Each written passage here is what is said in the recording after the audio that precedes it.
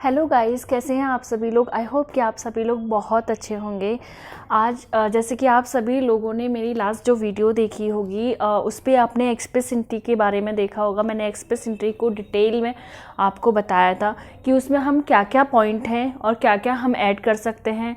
Means कि FSW जो point होते हैं नॉर्मली हम कैसे कितनी ज़रूरी होते हैं, मिनिमम पॉइंट की रिक्वायरमेंट क्या होती है, थोड़ा सा मैंने आपको PNP के बारे में बताया था। तो आज हम लोग आते हैं कि FSW पॉइंट जो होता है, जो कि federal skill worker programme point होता है, जो मिनिमम जो पॉइंट की रिक्वायरमेंट होती है आउट ऑफ 100 में से 67 पॉइंट की रिक्वायरमेंट होती है। तो वीडियो बहुत लेंदी ना हो इसके लिए मैंने क्या किया है, पहले से ही जो मेन चीज़ें होती हैं जैसे age, education, work experience, adaptability and IELTS, जो बेसिक फैक्टर होते हैं to calculate the FSW point, वो मैंने यहाँ पे लिख दिए हैं पहले से, ताकि आपको समझने में आसानी हो और आपका टाइम भी ज़्यादा वेस्ट ना हो, आप जल्दी से इजीली से समझ जाए। ठीक है, तो चलते हैं। सबसे पहले जो सबसे मेन चीज़ है जिसको हम चेंज नहीं कर सकते, कुछ होते हैं ना कि जैसे फॉर एग्जांपल किसी क्लाइंट के अगर पॉइंट कम आते हैं तो हम उनको इंक्रीज कैसे करते हैं।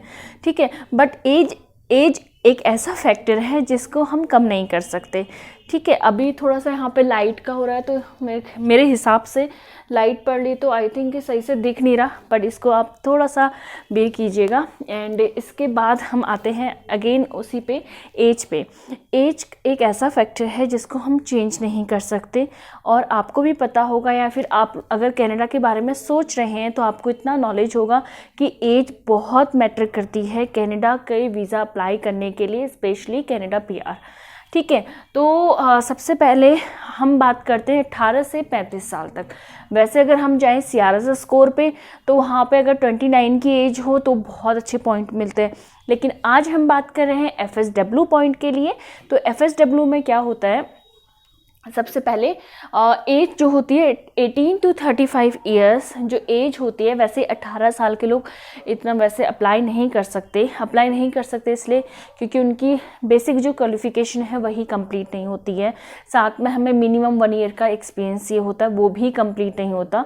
तो ये बस बोलने वाली चीज़, 21-22 के ही बाद आप अप्लाई कर सकते हो। ठीक है, मैं बहुत अपने एक बेसिक से लैंग्वेज में एक बहुत बेसिक तरीके से आप लोग को समझा रही हूँ। आई होप कि आपको बहुत अच्छे से समझ में आया, और अगर समझ में आता है तो आप लोग मुझे ज़रूर बताइएगा कि आपको जिस तरीके से मैं समझा रही हूँ कि आपके समझ में आ रहा है, या फिर मैं और ईजी तरीके से आपको समझाऊँ।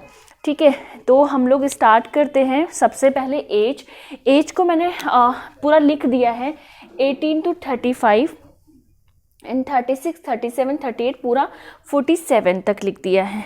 तो हम बात करते हैं सबसे पहले इस पे, जो यहाँ पे आता है एज का जो मैक्सिमम जो पॉइंट होता है वो होता है 12। ठीक है, मैक्सिमम पॉइंट जो हम कैलकुलेट करते हैं एज के वो 12। 18 to 35 जो होती है एज, वो हम लोग देते हैं उसको 12 पॉइंट। जैसे जैसे सबसे इजी तरीका है। ठीक है, अब हर किसी क्लाइंट की एज अलग होती है, क्वालिफिकेशन अलग होती है, सारा कुछ अलग अलग होता है। तो हम जो बात करेंगे वो बात करेंगे कि जैसे जैसे 12 पॉइंट आप सिंपल सा लेके चलो, 12, 11, जैसे एक साल बढ़ता जाएगा वैसे ही पॉइंट घटते ही जाएंगे। मैं इस तरफ हो जाती हूँ, मेरे को लिखने में थोड़ा सा दिक्कत हो रही है। 8, 7, 6, 5, 4, 3, 2, 1, 0। अभी आपको दिख जाएगा, अभी मैं हटूंगी यहाँ से। तो ये हो गए एज के पॉइंट। ठीक है, जैसे जैसे एज कम हो बढ़ रही है, पॉइंट कम होते जाते हैं। अब बात करते हैं इस वाले की। ठीक है, और ये 6 नहीं है, ये है 0।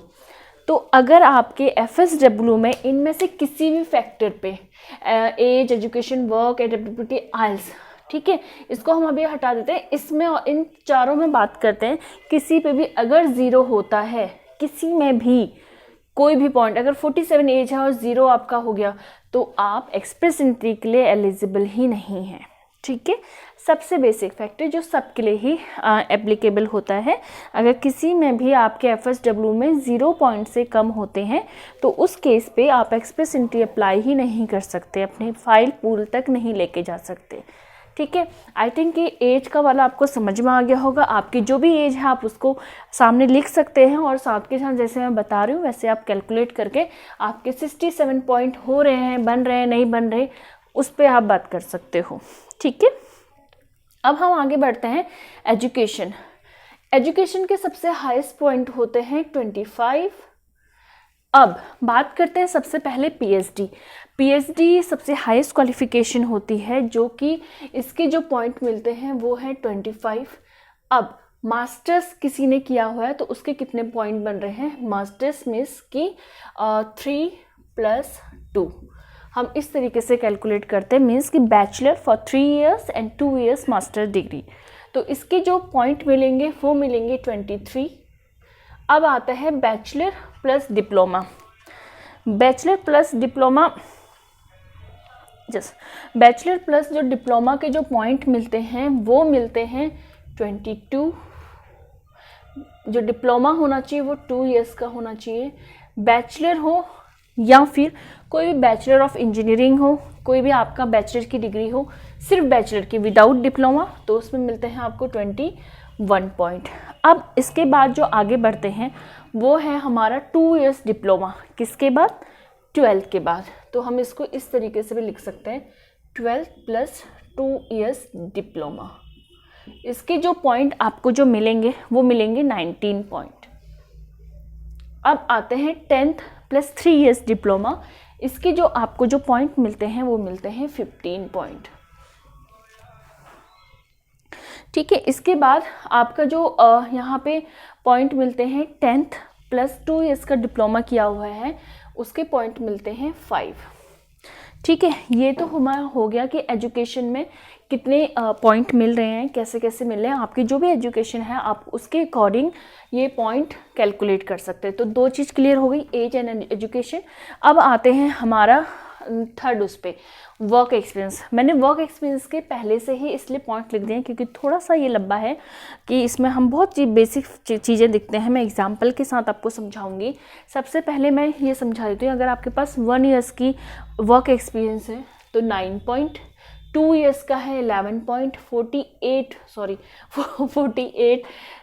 4 इयर्स का है तो आपका 4 इयर्स, एंड ये 6 ईयर इसलिए ये 7 ये है मंथ, 72 मंथ्स है, मीन्स कि 6 इयर्स अगर है तो उसका मिलेंगे आपको 6 पॉइंट। यहाँ पे ये 42 मंथ्स थे, 48 मंथ्स अगर होते हैं तो आप उसके 13 पॉइंट लिखते हैं। इसमें मंथ्स इसलिए लिखा है मैंने क्योंकि आपका फॉर एग्जांपल हमने 1 जनवरी 2022 से काम स्टार्ट किया था एंड हमने छोड़ दिया काम 30 दिसंबर 2022।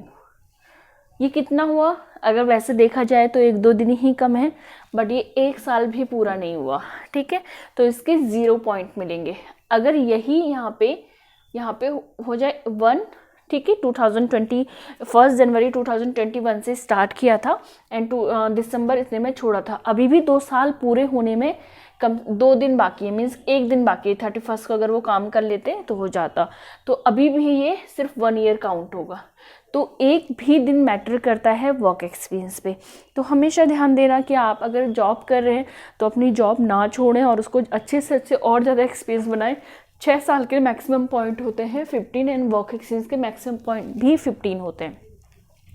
अब आते हैं एडेप्टेबिलिटी पे। एडेप्टेबिलिटी पे क्या होता है, इस पे 3 से 4 फैक्टर हैं जो मैं आपको बता देती हूँ। सबसे पहले CLB-4 जो मैंने लिखा हुआ, अब CLB-4 क्या होता है ये मैं अपनी अगली वीडियो पे बताऊँगी, जहाँ पे मैं IELTS को बहुत अच्छे से एक्सप्लेन करूँगी कि कैसे कैलकुलेट करते हैं। कहाँ अब जो भी है अबाउट द IELTS मैं आपको मेरी नेक्स्ट वीडियो होगी जहाँ पर आप CLB-4, CLB-5, 6, 7, 8 मैं सबके बारे में आपको एक्सप्लेन करूँगी। अब यहाँ पे आते हैं मेन एडेप्टेबिलिटी के पॉइंट कितने होते हैं। तो एडेप्टेबिलिटी ये होता है कि अगर आपका स्पाउस IELTS के एग्ज़ाम देते हैं एंड मिनिमम स्कोर होता है CLB-4, ठीक है, तो उस केस में आपको 5 पॉइंट ऐड हो जाते हैं आपके FSW में। तो पहला जो ये हुआ ये फैक्टर हो गया एडेप्टेबिलिटी में।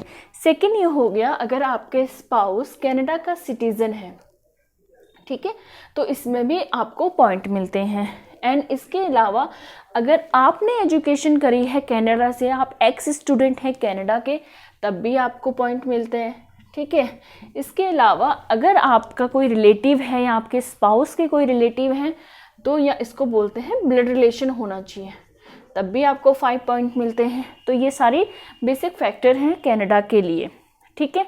अब आते हैं आइल्स की ओर। आइल्स में मैंने ये पहले से ही कॉलम बना दिया है। कॉलम इसलिए बनाया है ताकि आपको बहुत अच्छे से समझ में आ जाए। और आप अगर मैं आपको थोड़ा सा बता देती हूँ, आइल्स में 4 एग्ज़ाम होते हैं, 4 टेस्ट होते हैं एक तरीके से। सबसे पहले listening, reading, writing, speaking, and जो हाईएस्ट पॉइंट होते हैं वो होता है 24, और एडेप्टेबिलिटी के 10 पॉइंट होते हैं, ठीक है। तो ये हो गया आपका 24 हाईएस्ट पॉइंट होते हैं आइल्स में। एंड इसको कैसे हम कैलकुलेट करेंगे वो मैं आपको बताती हूँ। सबसे पहले आप लेके चलिए CLB 9, CLB 8 and CLB 7। Express entry के लिए बस ये 3 ही CLB आपके काम करेंगे। इनके अलावा अगर इससे कम होते हैं तो हम एक्सप्रेस एंट्री में अप्लाई नहीं कर सकते। हम PNP program and RNAP program देख सकते हैं। तो CLB जो 9 होता है उसमें स्कोर क्या होता है वो मैं आपको बताती हूँ। CLB 7 में जो स्कोर होता है वो होता है 8 7 7 7, ये स्कोर होता है। और इसको हम कैलकुलेट कैसे करते हैं, अगर किसी के आइल्स में आ जाते हैं ये वाला, लिसनिंग में 8, रीडिंग में 7, राइटिंग में 7, ये मिनिमम स्कोर है, ठीक है। तो उसके 24 पॉइंट का हम लोग कैलकुलेट करते हैं। अब ये कैसे करते हैं, आप नॉर्मली इसको लेके चलेंगे। सबसे ईजीएस्ट तरीका मैं और बहुत अच्छे से एक्सप्लेन करूँगी अपने आने वाली वीडियोज़ पे। तो यहाँ पे मैं आपको 6 पॉइंट ये हो गया एंड E6 लेके चलते हैं आप, एंड देन इसको आप प्लस कर दीजिए 6 6 6 6 24, ठीक है। तो ये तो हो गया इसका। अब नेक्स्ट आते हैं इस पे, यहाँ पे लिसनिंग में होना चाहिए 7.5 एंड इस पे 6.5 6.5 6.5, और ये होता है कितना, मैं यहीं पे ही आपको बताती हूँ। इसको हम कैलकुलेट करते हैं 5 से, ठीक है। तो 5 5 5 20, ठीक है। अगर किसी के CLB 8 आते हैं और ये स्कोर होता है तो 20 पॉइंट हो जाते हैं। अब इस पे जो लिसनिंग है उसमें 6, तो जैसे कि आपने मेरी वीडियो में देखी होगी फर्स्ट वीडियो पे, इस पे आपको आइल्स में 6 बैंड ईच चाहिए होते हैं फॉर एक्सप्रेस एंट्री, जो कि होता है आपका 6, ये मैंने यहाँ पे लिखा हुआ है। तो हम इसको कैसे कैलकुलेट करते हैं, इसको हम 4 से कैलकुलेट करते हैं, ठीक है। 4 से हम कैलकुलेट करेंगे एंड 4 को हम अगर कैलकुलेट करेंगे तो यहाँ पे आ गया 16 पॉइंट। तो ये तो हो गया हमारा आइल्स का कि हम कैसे कैलकुलेट करते हैं।